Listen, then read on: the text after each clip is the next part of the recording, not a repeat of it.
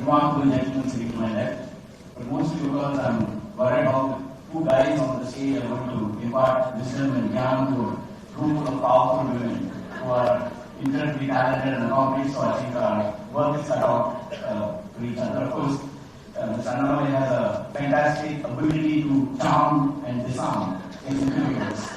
So I'm not too worried about him as much because he just give him a bunch of topics and he just keep talking at length. I've also got a set of questions from all of you, which I think organizers have curated. I've been instructed to read them in the end, but since I have the mic, I'm going to intersperse them through the course of the conversation because 90% of the questions overlap with my own questions. So thank you for sharing your questions thoughtfully.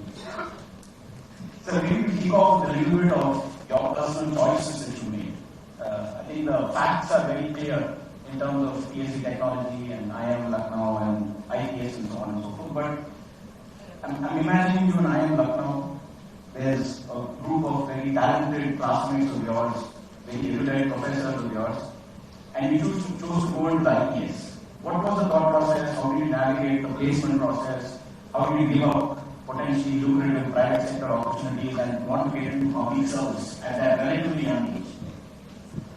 Thank you, sir. Thank you for having me. Thank you to the president of FICCI Flow, Madam Divya Abhishek, and to all the past presidents, past chairmen, and a group of very young, wonderful, dynamic. Probably if India has to be a 55-47, which our former chief economic advisor, Karthik Subramaniam ji, mentions in his recent book, India at 100. India has got all the potential to be a $55 trillion economy. If it happens, then he says it will happen only because of our sisters and mothers who are sitting inside. Conservatively, we say we might go to 37 trillion, 40 trillion, 42 trillion, but he gives slightly a spin to it. He says if the participation of women in the labor force, if more of our mothers and sisters get into top roles, if a lot of companies bring empathy into their decision making and good solid leadership starts driving companies forward, he says $55 trillion is possible. So that group of champions are here. It's a great privilege to be here. And before I answer your question, sir, when I entered, I spoke to a couple of our mothers and sisters who were there. I said, I'm very sorry. I think I'm on time today. And I could very well understand what they were thinking inside. They said, you're 6 months late. So at the outset, I apologize. A couple of times, I think we had to skip or postpone or whenever, I don't know, sir, whenever we commit to FICCI Flow, that exact day, the call comes for me to go to Delhi. It has happened 2-3 times. After the date was given, I just landed from Delhi. I thought, not again this time. So whatever happens, I will come. So I'm very sorry, things beyond my control, but still it's the greatness of you. You're able to put up with me and still have me here, sir. Now, to answer your question, sir, I am a very late starter in life. In the sense that I come from a small village called Thottambatti in Karur district. I think madam was sitting there. She comes about 60 kilometers away from my village in another place. And our choices are very binary choices, sir. 10th standard, if somebody asked me, what do you want to be? I had only 2 things in life. One, a doctor or engineer. And I knew I don't want to be a doctor, so engineer.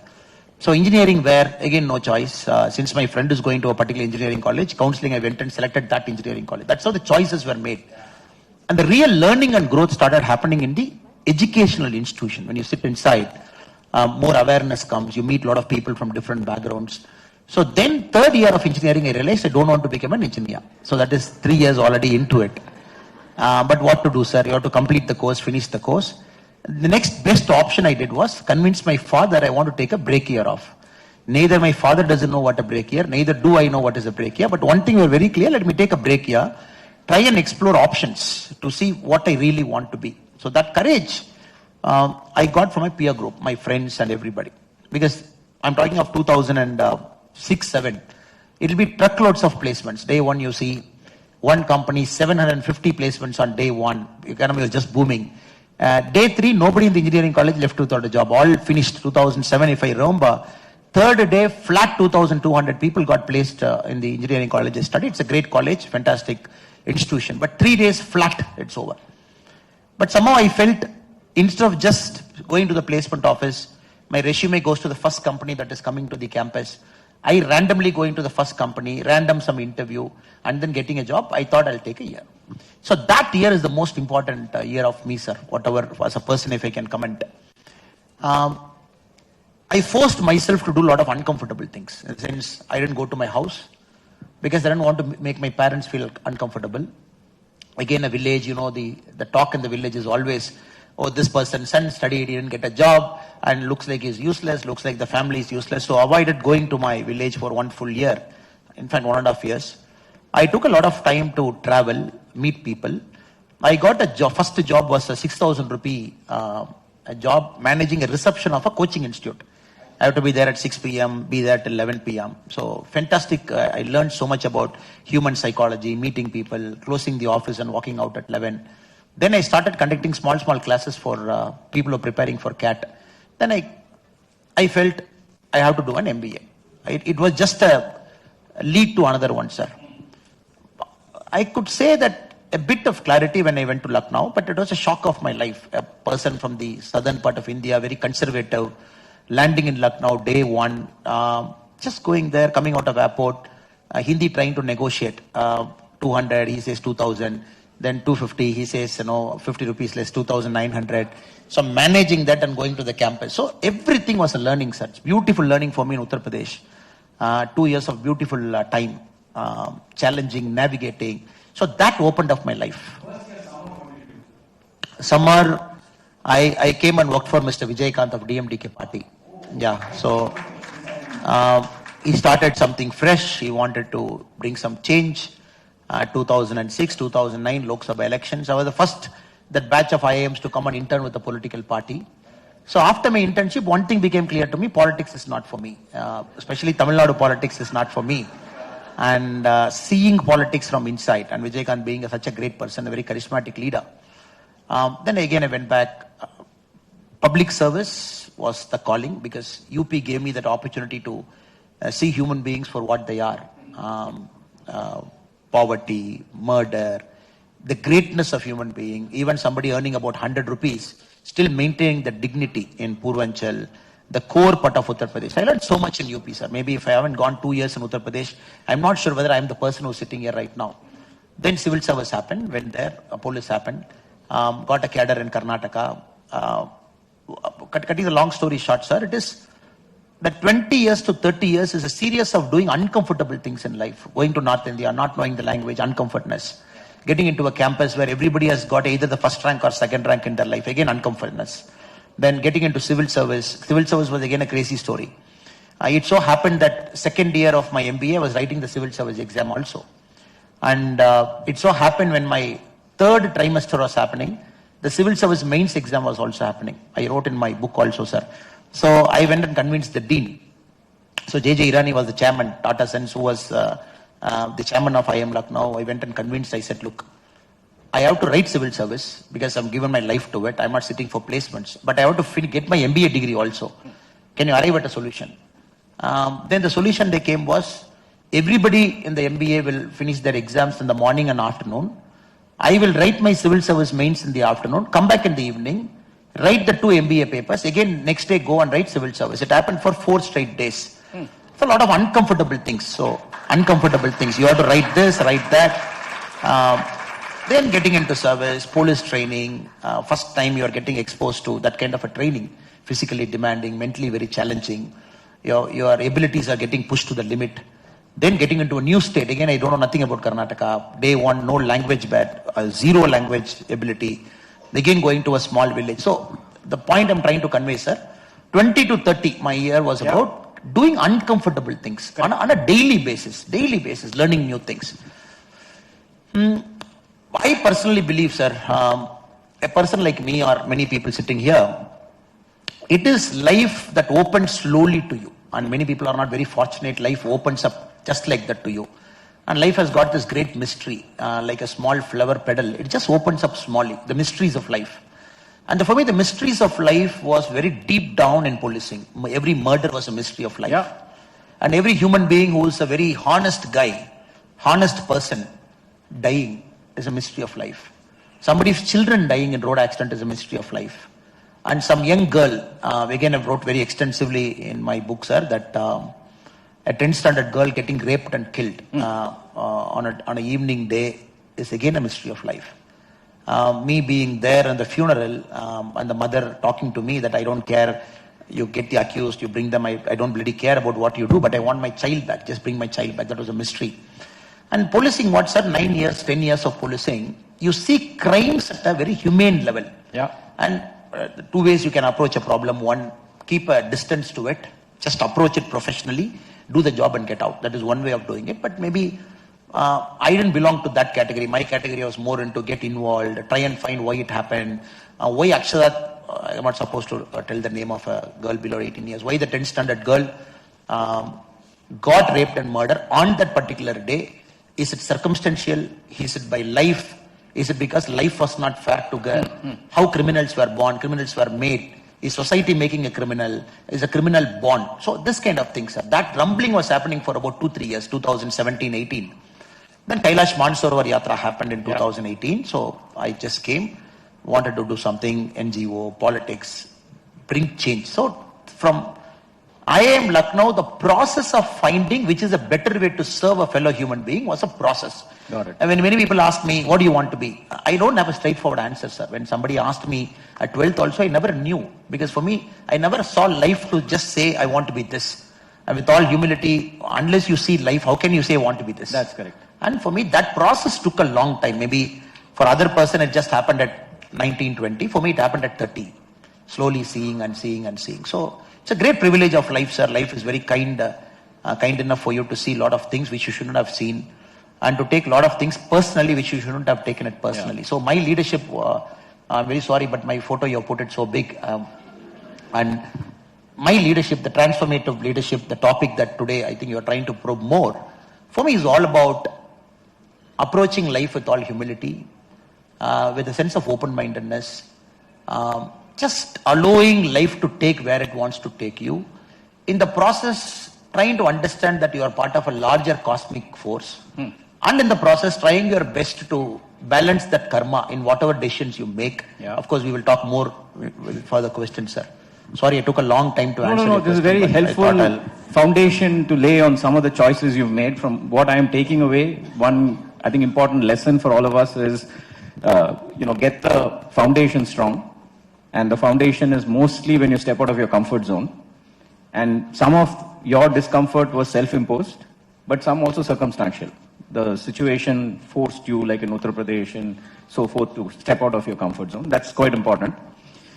Of course, he refers to all of us, all of you, as mothers and sisters. For me, I would add daughters as well. He's still too young for that generation. So mothers, sisters, daughters have to contribute quite substantially. And so that's an important lesson for our daughters, I feel. Step out of your comfort zone. Make sure that you're exposing yourselves to things that make you quite unnerving, if you will, so that your character shapes up early on. And in a sense, that's the basis of where transformation begins. So then you cut over from public service to public life. And that was that Mansarovar trip where, based on deep reflection, you've now entered public life. It's been 4 or 5 years now. As you look back, what would you characterize as the biggest challenge you have faced? So at a personal level. Professionally, yes, I'm sure there are many. Of course, I'm coming. Yes, sir. Now, for me, I am a person who's bravely talking about systemic change by being part of a party that is founded in 1980. Normally, who talks about systemic change? A person in a startup, you talk about systemic change. You want to do a business process reengineering, BPR, and then you want to change. That is a normal way of looking at politics. But I think I'm humble enough and bold enough, along with our team, to say a systemic change is the only solution to a politics that will actually serve us better. This is my number one challenge, sir. In the state of Tamil Nadu, it is an extra challenge. When compared to the rest of the country, it is an extra challenge that you want to bring a systemic change here. It's a rich state, it's a prosperous state, a state that is very comfortable to say, my politics is okay, why do you want change? And a state that is very deeply comfortable to say, something is working, why do you want to change it? And a state that is very comfortable to say, when the airplane is flying, why do you want to go and repair the engine? So it is a choice always binary, this party, that party. Now, if I present you some indicators to say that we are on a deceleration mode, just a matter of time before other states are going to catch up. So that is my number one challenge, personally to communicate insight to my team. Because when you have, most of you, I think the ability is to go as a team, sir. That is, once we understand it, I think we are altogether different human being. Yeah. Individually, it is impossible to do great things. Whatever company we run, whatever we do, it is impossible to do great things. But getting your team right, getting them in sync with what you want to do, and making sure that all wheels start churning towards a common direction. So that is my number one personal challenge, because I'm not at the public interface now, as I'm talking within the party. And the second challenge personally, sir, is politics is, somebody said it's a science, that's why you call political science. You go to a college degree, they say political science, you get a course. But it is not political science. It is everything combined into one. So you have science, you have emotion, you have luck, you have all kinds of things rolled into one. Yeah. And politics is, I would say, current Indian politics is very unnatural in the sense, the effort you put, the result you come might not be commensurate. And you got to have a long, extremely patience to get the change you want to see. And more importantly, the question of integrity gets tested every day. And every day, the integrity quotient gets tested. And in Kuridi Pural, there is this famous dialogue. Kamal Haasan mentions a very famous dialogue. He says, every man has got a breaking point. The question is, when is your breaking point? Yeah. And politics, every day you keep pushing your breaking point. Maybe 6 months, maybe 1 year, you keep pushing it. So personally, these are big challenge. One, within the team, and second, with respect to what you want to do, and there is no science to with respect to how the process happens. And third, how long you sustain it with a lot of patience, but you still don't give up. You don't take recourse to a shortcut to get things happen. So these are the personal challenges that, as far as I'm concerned, for the last 3.5 years. Remarkable, remarkable. So in a sense, if I were to draw a parallel to our business world, which many of us as entrepreneurs and business leaders are familiar with, there's a little bit of a duopoly or a small oligopoly that's at work. And here comes a startup that's trying to create a value proposition that wants to serve the customers, right? Yes, sir. Sorry, since I was only looking at this side, I tilted my chair a bit. I'm extremely sorry. I think you have to repeat the question again, sir. Sorry. No, I'm not asked the question, and I'm just summarizing for the audience, but this is a very important tip as well for us leaders. Don't address only one side of the audience. You've got to make sure you're making eye contact with the entire audience. Thank you, sir. Useful.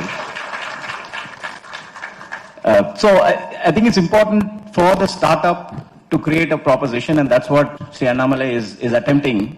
First internally, if I understand correctly, and for us it's to our teams, our employees, staff, and so forth. But I imagine communicating this to your consumers is also not an easy task, and particularly in such a visible profession, where every word you say is scrutinized. There are a whole host of pundits who are analyzing it. Your head tilted this way gets interpreted a certain way. Your frown gets interpreted a different way. How do you handle these in the external world? One of the greatest of great politicians, in my personal opinion, Abraham Lincoln, sir. A great guy who really fought to take slavery out. The 13th Amendment, with a lot of effort he brought to the American Constitution to bring that change, to abolish slavery, Emancipation Act. You all know, sir. But he didn't do it in one day. In fact, when the 13th Amendment got passed in the US, where the representatives were sitting, one person couldn't see what was happening because Lincoln was bribing people to get it done. And he's like, how can Lincoln do it? Such a great person, one of the greatest statesmen of our time. How can Lincoln do? Thaddeus Stephen, a representative, stood up. After the 13th Amendment got passed, he mentioned a word. He said, one of the greatest measure of the 19th century, passed by corruption, aided and abetted by the purest soul of America. I'm repeating it again, sir. One of the greatest measure of 19th century, which is abolishing slavery to say all are equal, men, women, black, white, all are equal. Abetted by corruption, because they've seen that 6 months what Lincoln has done to get people's vote. By that vote. Aided and abetted by the purest soul in America. So politics many a times is like that, sir. There is no direct correlation between good politics and good governance. There is no direct correlation. If you do good governance, doesn't mean it translates into good votes. It's not that. And that is where political leaders, some point of time, they become statesmen. When they, the transformational phase, Karma Veerar Kamaraj Raya, Rajagopalachari, Rajaji Ayya, if you look M.G. Ramachandran Ayya, they transcend into that statesman thing because over a point of time they become comfortable in communicating to the public at large. Of course, when we do this, there is pain.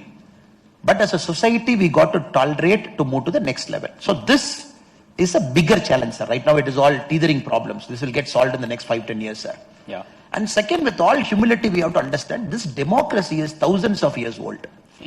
And one K.Annamalai or one you or one somebody comes in, and there is no bandage fixed to it. Thousands of years old. By evolution, it has come to this level. Yeah. At Athens, when the initial democracy was there, it was a show of hand. They said, if slaves raise your hand, I'll only count it as 1/3. You don't have land, you are not counted. That's how democracy started to make a decision. From there to come here, maybe 2,000, 2,300 years now. If you look at democracy with all humility, we have to understand, sir, it is a natural evolution. Yeah. And sometimes you cannot force it to people. You just cannot make something to happen tomorrow morning or day after. Unlike a business or a corporate or a startup, unlike that, especially in the politics, you got to have extreme patience. Extreme patience. Because when we say Modi ji is a great leader, till 51 years of age, he was not even a panchayat leader. We have to keep this in perspective. And 51 years he prepared himself. So he got a chance in 2001 October. So 51 years of preparation translated into 13 years of CMship. Then it is getting translated into 10 years plus of prime ministership. So he's 73. Modi ji is one guy in all the political thing. You go to America, they say 70 is old. There's two competition between two people, 83 and 79, to say who is more older. Yeah. Then suddenly they say you are younger, I am older. So here, if you look at one Indian politician who connects so much with the youngsters, it is Modi ji. That is always ahead of trend. What I'm trying to say, sir, you got to be very patient with the democracy. Many a times you get frustrated that you're not able to communicate and either you are wrong or somebody is wrong. And the easiest thing for a politician is to put the blame conveniently on the public to say, you don't deserve good leaders. Yeah. And we have tried our best. Since you don't deserve, bye-bye. I'm going to go and do some other work. So this in an Indian democracy is not the right approach. We might get our chance maybe 10 years from now, maybe 7 years from now, maybe 20 years from now. But the work that goes in has to be process driven. So what we did in 2024 was a process driven, sir, which is very new to politics. Most of the things that we do, we said, look, for BJP to emerge as an alternate political order in Tamil Nadu, first we have to stand alone, number one. It's a process. Yeah. Standing alone means you got to expand your breadth. So when BJP stood 23 seats in this Lok Sabha, sir, after 30 years, somebody in Lok Sabha got an opportunity to vote for Lotus. Yeah. In 30 years, BJP did not stand in Nagapattinam. 20 years, BJP did not stand in Central Chennai. Correct. BJP did not stand in 16 out of 23 constituencies for 20 years. Yeah. So process driven. First go, put it. Don't worry. Results will come. Results will take care of itself. Second, process driven. To show that you are an alternate, say that we will not pay money for votes. Yeah. Second one you say. And again, don't worry about results. Results will invariably take care of itself. And don't worry about results. So this convincing is a problem. Because you have to convince. Because many a time in the battle, sir, the first guy who goes into a battle knows fully well he will get killed first. Correct. Because the elephant guy comes last. The horse guy comes before him. But it is that foot guy who marches with just a sword in hand and a spear in hand to say who's that. And this guy knows 80% is going to get killed. Correct. Because the spears are coming, the arrows are coming. And right now BJP Tamil Nadu is like that force which is traveling in the front. You got to take a lot of Brent. And for that, the mindset of a leader has to be different. Yeah. Because you are going to take the Brent, an ecosystem, 70 years, you are going, attack, personal attacks, all these things, navigating through it, sailing through it. Yeah. Then the next guy gets easier. But the question is how long the front guy will stand. So, sorry, I'm taking a long time again to answer each of the questions.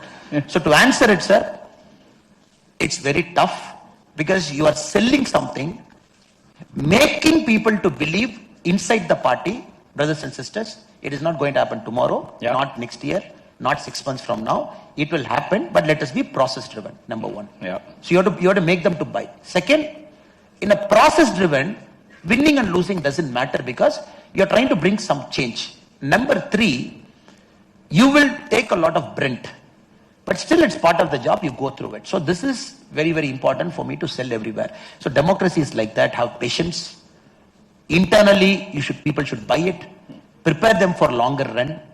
Even if it's a 20-year process, prepare them. Because 1,000 years back, Rajaraja Cholan was there. Where is he now? Yeah. 1,000 years back. Great governance, fantastic irrigation system, canal system, administrative, the way he measured the land, the way he distributed revenue, everything is fantastic. But where is he expansion. now? Where is he now, sir? Even his last remains, we are not sure. And we have to do an X-ray to say whether he is in Odayalur, whether he is there. Nobody knows where is the last remain. So this is happening to one of the greatest of Tamil kings. 1,000 years before, 1,000 years later, you don't even know where he is. So democracy will teach you to be very humble at many points of time, sir. So in a sense, you're saying take the long view, persevere, be resilient, and growth will follow. I think Fiki Flo has done a great job of already getting the tagline in. No? Perseverance or persistence, resilience, and growth. You're connecting it, sir, but you're very right, sir. The most important thing is, teaching this to a young kid is very tough. Because what has happened, the environment has become so fast forward, result oriented. Even a child who goes to a school and we measure so much results today, results next month. In an app, they do daily. One school I thought daily they are grading a personality. I said, how can you grade a personality daily? And every day you open an app, they say, today's score of outwardness, today's score of emotional ability, today's score, and the 365th day is the net score of all this thing. I don't want to name a school, and somebody told me with a lot of pride, you see, there is a daily human ability calculator. I said, this is, people are taking it to an extreme nonsense. In the sense that daily I can assess your personality, give you a score, and 365 days is the net score. So teaching these kids, the great things have happened in our life only because of patience, sir. Some of the greatest things.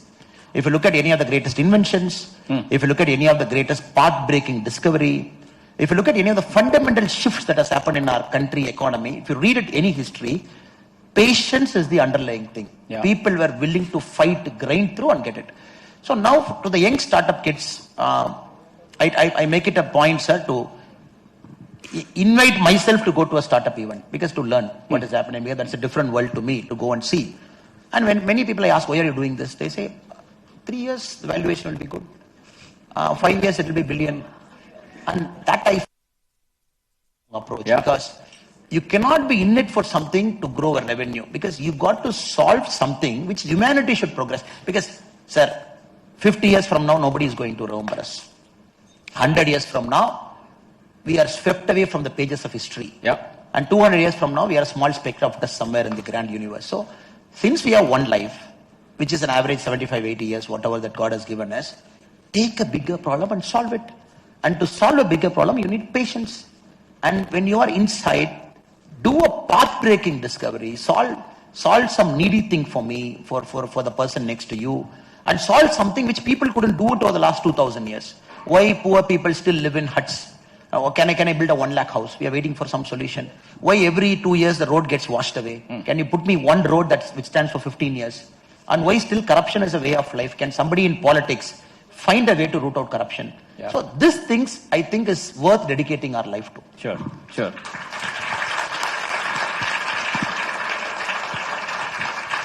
So at least what I'm taking away is Nishpala Karma matters. Don't worry about the fruit. Do your duty. Be process or input oriented. Don't worry about outcomes, they will follow. And persevere and persist in the grand purpose that you've chosen for yourself. I think very, very apt and pertinent for the start of a transformation. Of course, you're still relatively young and you have a long road ahead. Tell us a little bit about how you manage your time, because from whatever I've picked up in your public interactions and private interactions I've had a chance to be in, you're exceptionally well read. And you're able to quote from Abraham Lincoln to Rajaji to Tirukkural. So there's a wide range of reading that you get done. Yet it also feels like you have a very hectic schedule. You're in Delhi, you're landing, you're going to a meeting upstairs, you're coming down, you're very eloquently talking about a range of perspectives. And I just discovered you've also written a book in the middle of all this. So how do you manage time? How do you get stuff done? Because that's something for all of us is one of the scarcest resources, lack of time. Yet you seem to manage that very well. What is the secret here? I still believe I have to do a better job at managing my time, sir, honestly. Because politics, what happens, sir, many of the events are very interconnected events. One leads to other. And this is a place where you can't show your face. You go to a first event, you can't see your watch in front of a public. You see your watch, you're finished. And somebody is sitting in front of you. I think you have to see your watch. There's no other option, and you have to have a stop clock and say, I'm doing this. So for me and for us, most of the politicians, sir, when people want to take that extra 10 minutes time also, you got to be there because people want to communicate something. Yeah. And you take that extra time to convince them. And 10 minutes late. When you go to the final event, many a times it is almost 1 hour, 1.5 hours late. And many a time when I go to marriages, some busy muhurtams, you start at 6 o'clock in the morning. By the time you go to the last marriage, in one room the groom will be sleeping, one room the bride will be sleeping. It will be 12:30 and the party fellows will be waiting. Sir, we are waiting for you from 8 o'clock. I'm sorry. And we go and request, sir, can we meet them or can you call one of them? We will say. And many times you've got to that kind of embarrassing situations also. So honestly, to admit, sir, we have to still do a good job at managing our time. But having said it, time management, I think it defines who you are as a human being, sir. I always believe a busy man always finds time. And they're very methodical, they're very well prepared, and they just don't hand their time just like that. And in politics, it is not possible to implement it strictly. Yeah. But I think in many of the business houses you have a very thorough, well-researched proposal, somebody controlling your time, and somebody thinking that your time is a very precious commodity that is worth all your effort, and preparing well for a meeting, you going in. So this Narendra Modi ji, and he is one guy, I think he is a master, sir. If you look at the world politics, we can say great things about Modi ji, but one of the greatest things about Modi ji is his pure time management. So he is very particular about time, and he invariably makes it up despite his thing, is rarely late, very, almost on dot, sir. Only the last part of the day might be plus 5 minutes, 7 minutes here and there. And that is a great quality, because one thing from Modi ji, what we all can learn, he has got a fantastic team. You are as good as your team. Yeah. And many a time we think it is that we do it, and his team is phenomenal team. He has assembled over multiple years, and some of his team members follow him from Gujarat, and some of his teams are handpicked, some of the teams rotate, and they are very clear. You seek 5 minutes, they are very clear. Why do you want 5 minutes? And what do you want to speak in 5 minutes? And what is the expectation for you out of Modi ji's 5 minutes? And what is the key outcome that you want from him? So it's very well prepared when you go into a meeting. And that is one thing which I've learned from Modi ji as a person. His team is so thorough, so resourceful. And second, it is the ability to be completely on in that moment. The problem with all of us, sir, when a meeting happens between you and me, when I'm completely on, when you are completely on, we can do it in about 10 minutes. Sure. When my mind is a little bit here, your mind is a little bit here, we will take about extra 3 minutes. So current generation, we drag ourselves from one meeting to other because we have a lot of distractions, cell phone, this Twitter, Instagram, Facebook, somebody scolding you, brand management, company problem. So what happened? None of us are fully present in the meeting. So this, I think, is a bigger problem in time management, sir. When you completely have the ability to switch off, switch on, be there at that moment, give that person complete time, I think your time management gets better. One is your team, one is your constant presence there. And third is a constant evaluation every week. How did the previous week go? And where did you lose time? Where did you gain time? What you could have done better?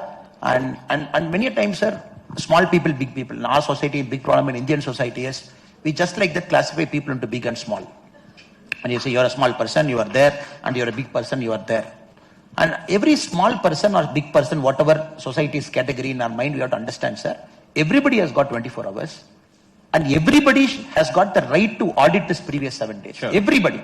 You be a tea shop owner, you be a cobbler, you be a bus conductor.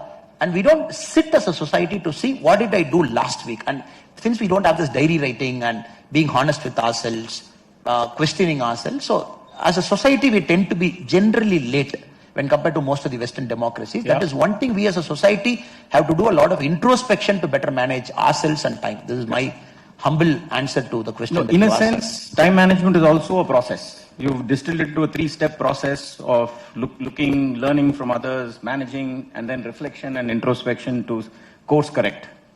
And I think you are the best in that, because you manage a business, and looking at your profile, we know that you have done multiple things in life. And corporates, I envy a lot of them. I remember 2 weeks back, there was an event in Coimbatore. Tata Sons chairman Chandrasekharan ji was there. And it's a book release function of a very evident doctor from Coimbatore.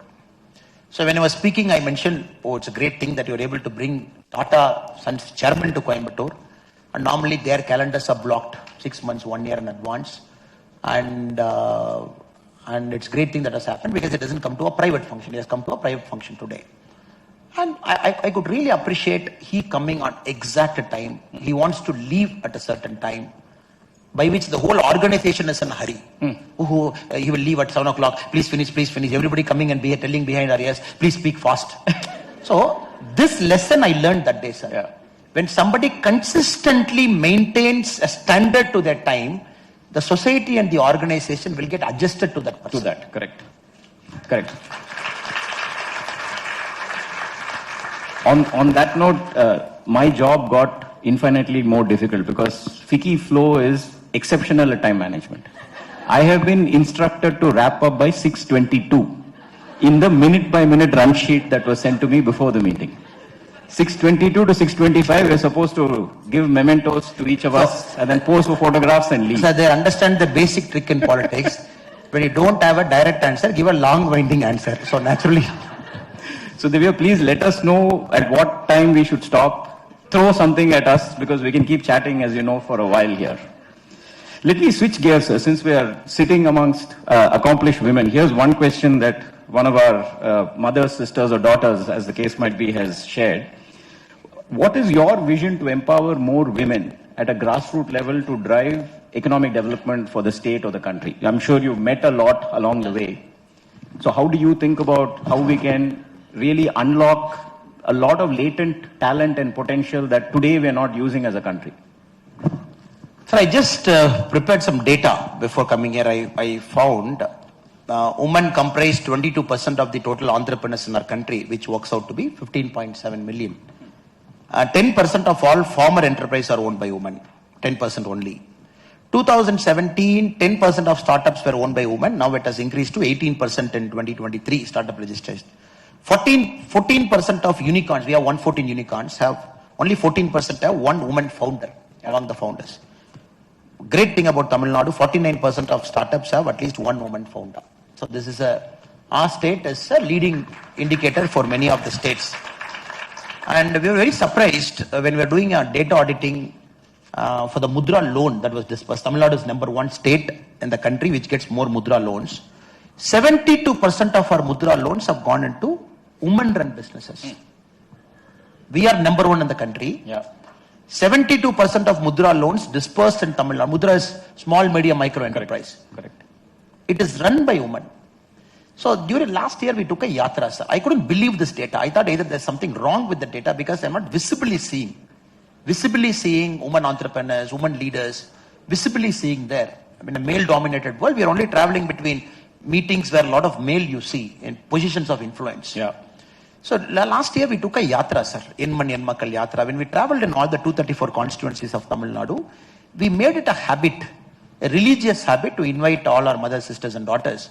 Either they run a NGOs, in one constituency will be NGO meeting, one constituency will be a founders meeting, one constituency will be a woman labor force meeting, one constituency will be a 100-day employment meeting. I was very surprised the quality and the quantity of micro women entrepreneurs in Tamil Nadu. Very surprised. For example, you go to Sivakasi, Kovilpatti, sir. Lot of businesses, this Kadalamittai GI tag, they run it.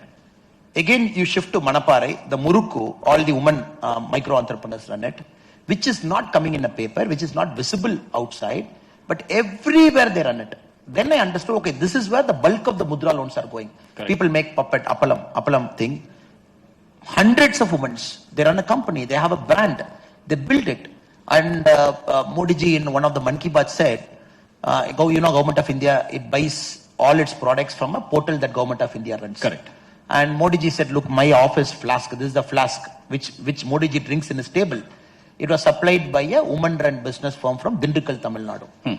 So he tried to promote, people are doing quality work, just don't look at big things. Correct. There are a lot of micro things happening, which I could feel it during the yatra, sir. But somehow, taking them to the next level is a big challenge. Yeah. People are there, and for comparatively in our society, sir, a woman does multiple things. And that is why wherever women run corporations, I see a significant potential that they are doing much better than male run corporations. Many places I observe myself, because the quantity of corporate fraud is very less. Yeah, I don't have the research paper now, but it's a fact. The corporate frauds happen less in a woman run organization, and the quality of innovation is slightly better in woman run corporation. Correct. The empathy factor is more, meaning that productivity level is slightly up in a woman run corporation. But the problem, sir, is the society has to free the traditional notion of woman. That is very important in our society. In Scandinavian countries, you go, sir, till 7 years, the parents have to take care of the child. And 7th year, you admit them to a school. And the father is given a leave, mother is given a leave, both gets paternity, maternity leave, and they do it as a sharing business. Yeah. But in our case, the traditional notion is that, okay, this is a woman does this job, this is a male does job, and let them do this, let them do that. So what happens, sir? For a woman to come out of the formal economy, raise a child, bear a child, 4 or 5 years grow the child, then again a gap of after about 8-9 years going back into the formal economy is the biggest problem in our country we are seeing, which Madam Divya Abhishek mentioned it, one of her things that she wants to do that. This, as a society, we got to solve this problem, sir. It's a pertinent problem. You have some of the finely talented women, highly educated, double degree, right up to PhD. Once they get into a marriage break, getting them after 7-8 years into a formal economy, that is where they lose it. Second, the traditional notion of a glass ceiling, corporates, CEOs, when you go up, after a particular point of time, they getting into influential roles. Government can give support, sir. They can say, look, this much percentage of your board should be women, and government can only push it. But somehow I still feel the society conscious is still not there, sir. Meaning that women are much better in doing multiple things, much better in doing certain things than men. So unless we appreciate and acknowledge this fact, then it is always going to be an unequal fight for them. But there's enough research that proves this beyond any doubt, right? That women are far more empathetic, far more effective, far less absenteeism, far greater trust in the work environment that they create. So research, whether academic or real life, bears this out. Correct, sir. What can we as leaders, and particularly FICCI Flow, do to overcome this barrier that you're talking about? Now coming to the second part, what is the problem definition? This is true, this is happening, I've seen this in my eyes with my experience. Now coming to solving that problem, I think you got to target the micro entrepreneurs, help them to scale big. This is a challenge which I see. The micro entrepreneurs could be an auto driver, which she mentioned, one. The micro entrepreneurs could be a person making a puppet. Can you take it to the next level, Appalam? Micro entrepreneur who's present in a village doing things, can you raise their level to the next one? For which it's important that we go deep down into the economy, sir, deep down. Because right now we are Chennai-based predominant organization, which is a very important organization. A lot of eminent people are here. They all run businesses, they do multiple things, FICCI Flow, they are part of it. Then events like this happen. How do you take this to a cold putty? How do you take this? Because once you start firing up those areas, sir, then sky is the limit. Second, the first part is how do you go deep down into the economy, small towns, tier 3, tier 4. The second one is a larger awareness creation, sir. For example, engineering. When I go to IIT Research Park, I want to see women getting motivated in IIT to register a startup in IIT and running it. So now the era, only 14% of women-led founders out of 140 unicorn is unacceptable, sir. In a country like India, where 99% of goddesses are there, God is only 1%, only big guys are gods, which you call the Mahadevas. And you go to Kuladeva, it is all goddesses. You go everywhere, it is all goddesses. Such a country, a society that deeply respects women, that deeply believes even the mother, the head of the family, does all the important things in our life. But somehow that not getting translated into a premier educational institution. The second part I would say, premier educational institution, the top women should start becoming entrepreneurs. Number 3, including civil service, I would attack, sir. Though FICCI Flow is a business-based organization. Civil service, if you look at it, IPS, which is 100% suited for women. 100% straight away. You have empathy, you have patience, you can understand a woman better. 7%, 8%, 9% is the intake in an Indian police service where our mothers and sisters come in. So we have to do multiple attacks. One at the bottom level, try to spread it. One at the top level where you make more people to go into it. So this will change a bit is my personal opinion. So because once you bring the 33% reservation of MPs and MLAs, because it is going to be one shot. The way our country has to do, where our country might do is, 33% reservation has to be a forced mechanism. Correct. Because every society at a particular point of time has to force something. You have to force fit. Then within a decade, it becomes a norm. So society has to force fit. Now 33%, what happens is, once you make MPs and MLAs there, right now, the political structure is not good enough to have 33% representatives inside. Then political parties have to change. Correct. Because where will I have 33% quality women? Now straight away they have to be district. For example, BJP Tamil Nadu, one thing to answer, sir.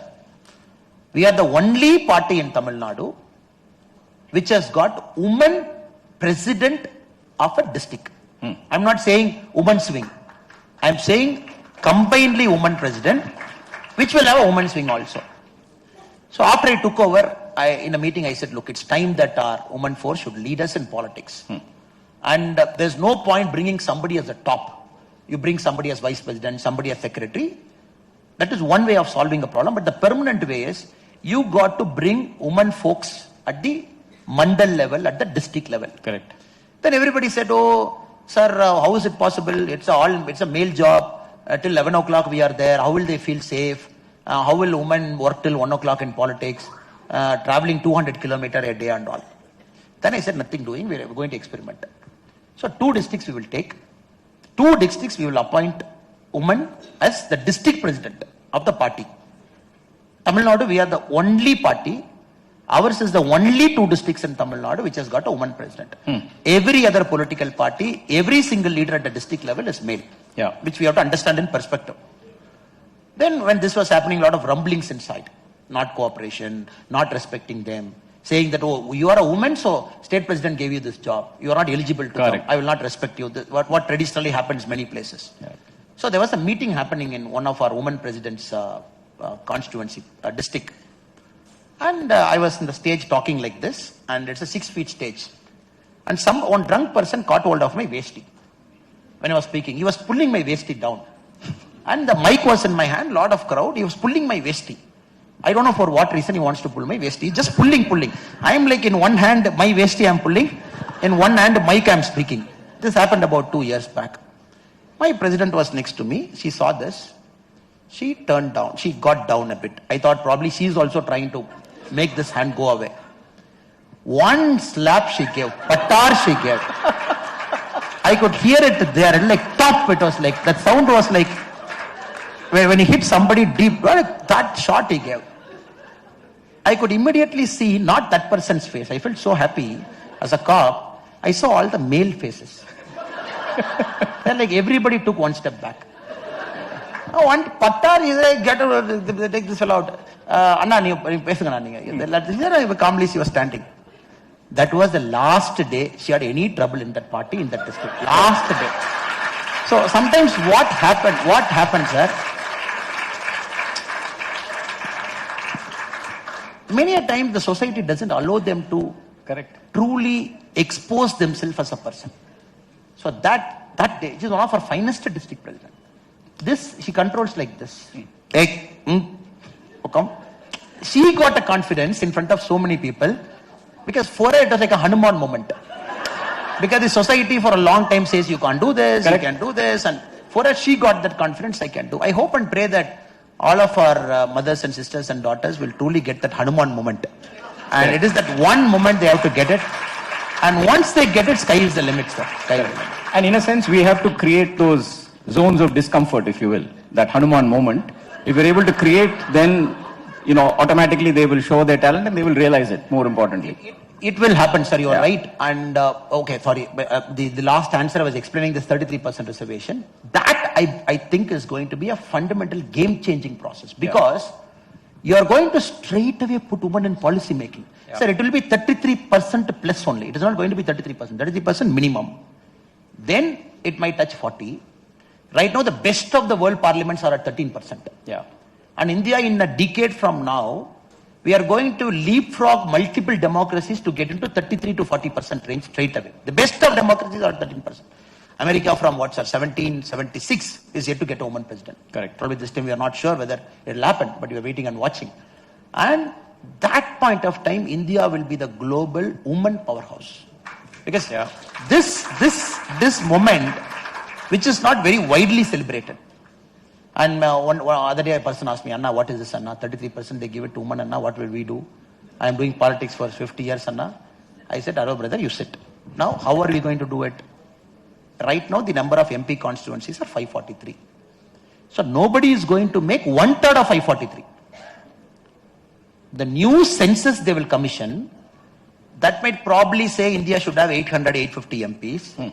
In that 1/3 we get. So male, you are also getting more. Correct. From 543, you are getting 600. Correct. They get. There is then good enough. Then I'll also go and tell others. So many a time it is also how you communicate, sir. Correct. In a society, in a masculine-oriented society, the communication is also masculine-oriented. So when the communication becomes poor, people don't become enablers, they become resistors. Correct. They will try everything to block. They will say, no, this cannot happen, that cannot happen. I think it is important for people like you and me, sir, to articulately communicate. This happens, it's good for everybody. Correct. It is not good for a woman or it's good for the society.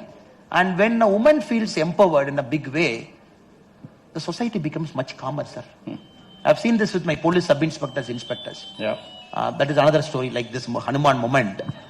And they come very diffident into the force. I've seen in my 9 years, day one, the woman constable, on the station, they will put roles. They will say, you go and stand somewhere outside with a lathi, stand there, and you do bandobast. Then I will not say anything, sir. In a police station, when I go for rounds, I'll say, okay. First thing, I'll take a register. I'll say, okay. Station will have invariably 70, 80 people. I say, how did you allocate the role? They'll say, sir, best brains are crime constable. Best guys are intelligence fellow. Best guys are station writer. Because that is where the money comes. The best guys are this, and finally the last 10 will be woman constable. They'll say, bandobast road, sir, bandobast point, sir, bandobast this thing and all. Then I'll watch, I'll keep quiet. Then next week, I'll not force anything. Next week I go, how did you do a role allocation? Every week I see the same happening. Then I slowly push. Okay, this Suguna, can we call that lady? Yes, sir. Because I have to make the sub-inspector to buy in. Because if I do an order, look, I'm an IPS officer, I've come from heaven, I'm a God-given gift, and you make this lady a station writer, everybody will make sure that she gets finished in 10 days. Correct. And then I say, okay, Suguna, come, sit in a chair, let us have a cup of tea. What about your family? Why did you come to police? A general conversation. Then she'll open up. Sir, very tough, sir. Father and mother are coolie people. I wanted to be a cop, my passion. I wrote constable exam, I got selected. Oh, very nice, very nice. What about your family? No, sir, not married, sir. I live in a room. My father is in some 200 kilometers away. Every week I go. I could slowly see this fellow. His face gets smaller and smaller because he is able to see her as a perfect human being. Correct. Till then, she was a woman constable to him. Correct. Now, my job is to make him to see she is a well-rounded personality of her own. Somebody overcoming poverty, somebody overcoming an obstacle, somebody coming here, somebody doing this. So many a time as leaders, we don't do that. We try and put an order. Correct. Then I'll tell my sub-inspector, Anna, sir, give 1 week station writer. If she fails, she fails. If she wins, then everybody will say, what a great judgment of talent by our sub-inspector. Correct. Then you will say, okay, sir, 1 week only, sir, 1 week. But see, if she makes mistake, then correcting this FIR online is a problem. It's okay, I will take her as ASP. If she makes a mistake, we'll do it. So this, I purposely did it, sir. I purposely did it. In many places where I went, I purposely pushed these constables. I purposely pushed them deep inside to say, do this, do that, bring them. I found wherever my women constables, head constables, sub-inspectors are there, and wherever you are empowering them, sir, that station is better run. Yeah. It's run better. Yeah. And for a kind information, sir, sorry, I'm just deviating and answering please. because I wanted to communicate this very frankly. When I was DCP Bangalore, sir, one day, it was nobody does it, only crazy people like us do. we shut down a police station for one day. Because police station is not supposed, because police station don't have a doors. Correct. And you don't see a door in a police station. Police station is 24/7 open, there's no door to it. We said we are closing down this police station. All 73 people transferred out as DCP. All 73 out. They said, sir, how can 5 lakh people of this police station limit be without police for one day? I said, we are trying to tell the public, police are the worst culprits in creating law and order for what you have done. So why did we do drastic steps, sir? Woman enters a police station. Complainant. She says, sir, my daughter ran away with somebody. Our daughter is missing. Or this is the person who took my daughter, get him, whichever way she said. It gets into an argument. Immediately, the constable will say, no, she must be in love only. Why you didn't see for last 1 year? Why are you coming and eating my head? Do you think I'm a fool? I will buy your story. And both of them might be adults and all stories he will tell. Then immediately a mother is a mother. She will get emotional. She will shout at something. And immediately this fellow caught hold of the woman's hair and bashed her against the wall. And it was brought to my attention. I went to the police station. I said, all of you get out first. Now this woman will give a complaint, register a case against the police constable for assaulting inside the police station. Number 2. Number 3, 24 hours the police station is shut. Whatever happens, I'll take responsibility as DCP. All of you are outside the station. The commissioner sir was kind enough to accept our request and post them to different parts of Bangalore. It sent shockwave. In Bangalore, nobody does it because anything happens, I am the first person who my head will go. Yeah. Some murder happens 1 hour from then. Something happened, they'll say, oh, this foolish IPS officer came. Correct. He transferred everything, nobody in the police station. I first remove his head. And sometimes as leaders, we have to send a very strong message. And that is very important. In our society, when we say, for example, the brutal rape and murder of a Kolkata PG doctor. Let us forget politics and agitation. Let us not get into that, sir. A doctor in a medical college, in an emergency, night 12 o'clock ordering food with her colleagues, having food, then probably studying something, sleeping there. If she gets assaulted in her workplace, then it's a reflection to our society of who we are as individuals. Yeah. And the person who did this heinous and the grave offenses, a so-called a part-time police volunteer who had an ID card, who were able to have access everywhere. Sir, I can tell you, sir, as a police officer, former police officer, for every 1 rape case that gets reported, I think at least 2-3 don't get reported. Yeah. In rural villages. They're like, it's shameful. Correct. Go there. Correct. You have lesser females, male interrogate them. You make them to relive that horror. Then they tell that story.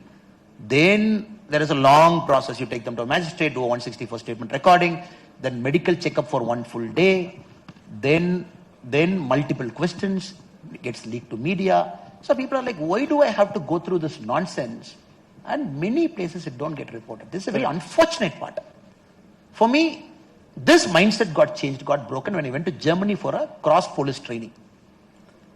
Again, there was an assault on a woman in Munich when we were doing a cross training. First thing we were saying, okay, what is happening? The German police used to take us training purpose. Immediately one woman with a coat and suit was there. I said, what is this lady doing? They said, no, we have a counseling service across Germany. The moment something happens to women, we have a German counseling service there. It's a Bavarian counseling service. 1 woman will be there. We make sure this woman is cared for. We make sure end-to-end is taken for that woman. It is all day 0, right there in the spot. We take care of her financially, emotionally. Everything will take care, end-to-end, even the case drags for 1 year. Very beautiful model. Bavarian counseling service, rape, molestation, acid attack, spousal attack and everything. Yeah. And that is a very mature society how it behaves. Because it keeps woman as the center of problem. It keeps all the agencies surrounding the woman, not the agency the center of problem. Every agency is a caregiver. Moment the assault happens, all of us become caregivers. Police becomes a caregiver, counseling service becomes a caregiver. It's a very beautiful model. And then we brought the recommendation back to the Karnataka State Police to say, we should implement it here, at least in 1 city, to say, when an attack happens on a woman, it is a society's responsibility to take care of the woman. So long way to go, sir. It's a long way to go. But our vision as political leaders and parties is, when we get our opportunity, we want to do it in Tamil Nadu. Just do it the right way. Because every day you have thousands of our women folks, emotionally, physically, some problem happening to them. In the newspaper, till the next story, it's a burning story. Till the next story happens, people will do candlelight march, people will see how did this happen, then people will call police people the trash them. Next story happens, we conveniently go to that next story. I think that is a problem that Tamil Nadu as a leading state where women folks drive us, and the women folks are 49% of the startups. I think that is one, sir. We have to do it.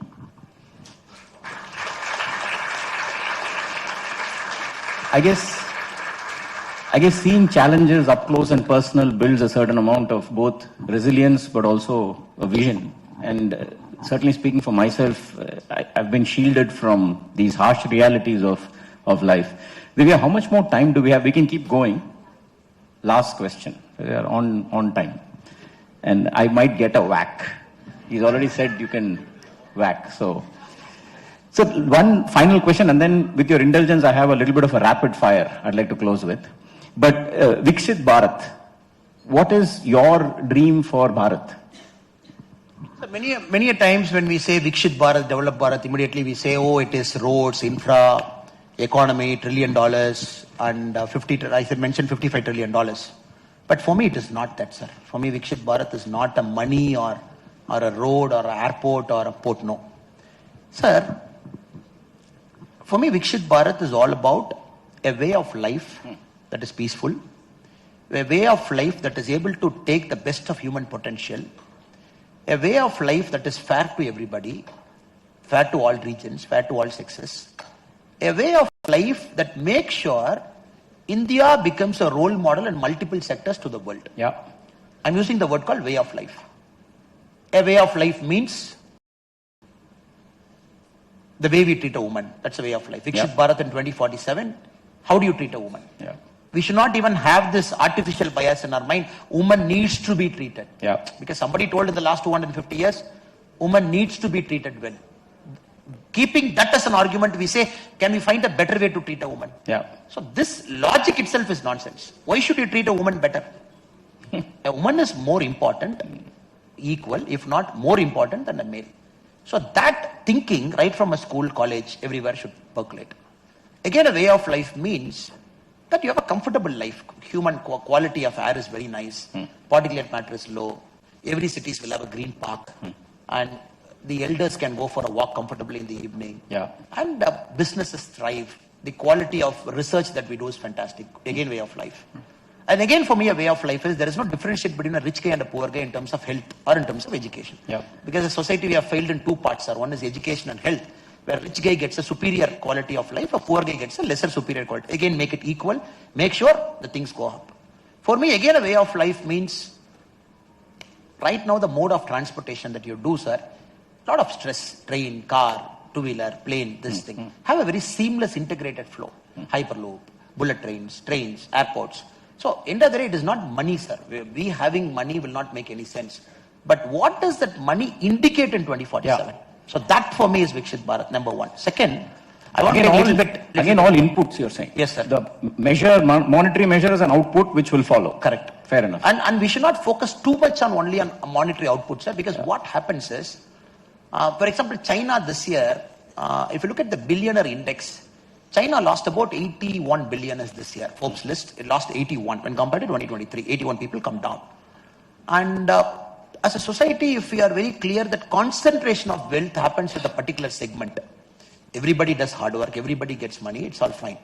But you have to find a way, not like a communist party, go plug that wealth and say, you take 100, so that wealth is getting redistributed. That's a very foolish model, sir. What I'm saying, you got to empower the other segments over the next 25 years. In a rural area, rural farmer, make sure that they also are there. That the income distance gap is not too much.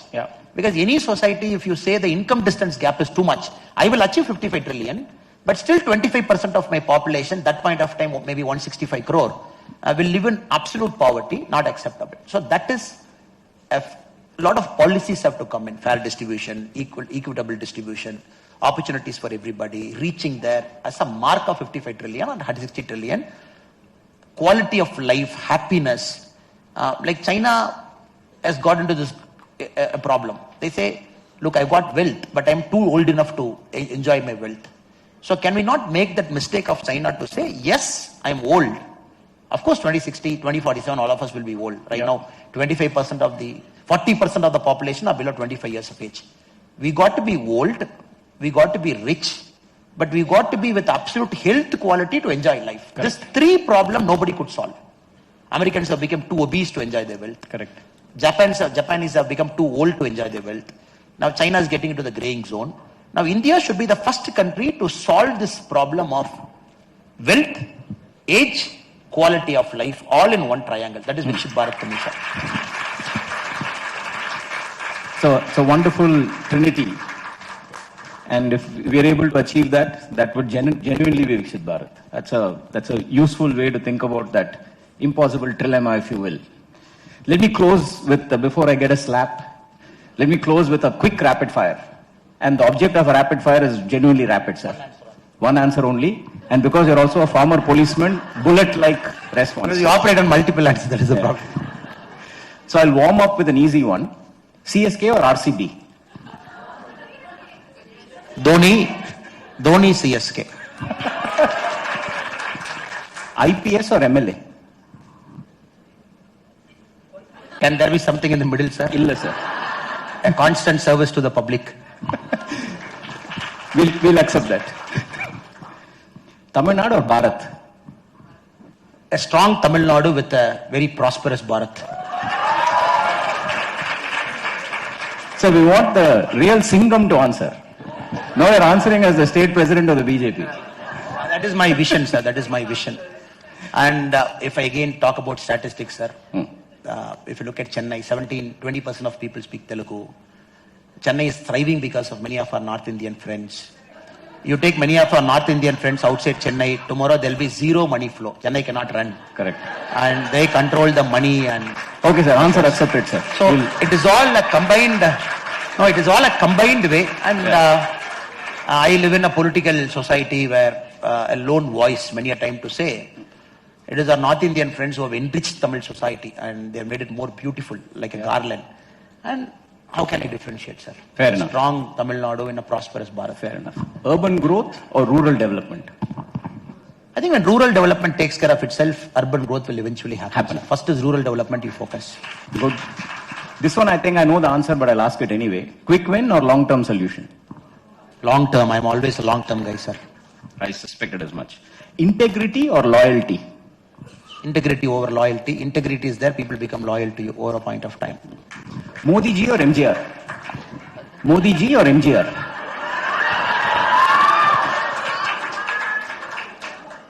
Who knows, sir? Modi ji is right. Modi ji is the MGR and an avatar. Who knows, sir?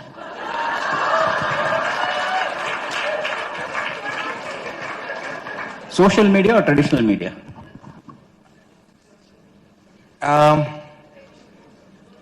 Social media done the right way, sir. Better reach with good information. Done the right way, not promoting, self-promoting, getting anxiety, personality disorder. Morning you see, nowadays you got to eat 3 tablets before you switch on your social media. So your BP doesn't shoot up. One last one to close this evening. Since you're a man of deep personal conviction or public opinion? Personal conviction always, sir. Jai Hind. Keep it. Jai Hind. You gave marks for this? No. All done? All. Okay, thank you.